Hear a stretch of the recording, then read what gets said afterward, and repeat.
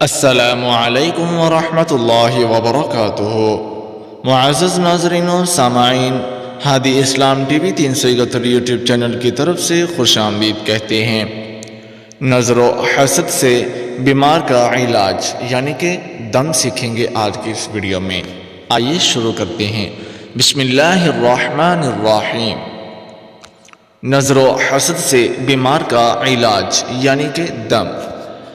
ام المؤمنین سیدہ عائشہ صدیقہ رضی اللہ تعالی عنہا نے بیان فرمایا کہ جب رسول اللہ صلی اللہ تعالی علیہ وعلی آلہ وبارک وسلم بیمار ہوتے تو حضرت جبرائیل علیہ السلام یہ دعا آپ صلی اللہ تعالی علیہ وعلی آلہ وصحابہ وبارک وسلم پر پڑھتے تھے۔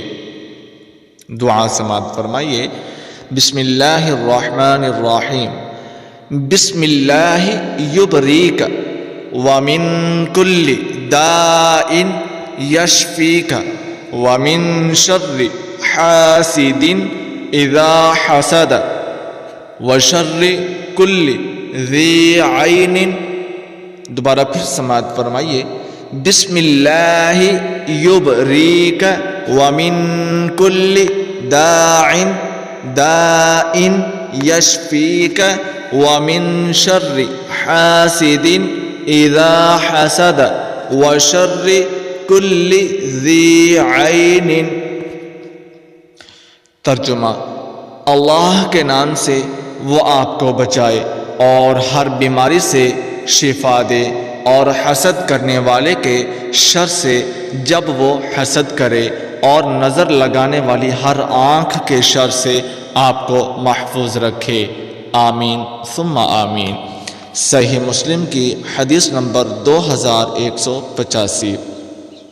سلسلۃ الاحادیث الصحیحہ 2060۔ صحیح الجامع الصغیر 4672۔ یہ حوالہ جات دیے گئے ہیں نیچے۔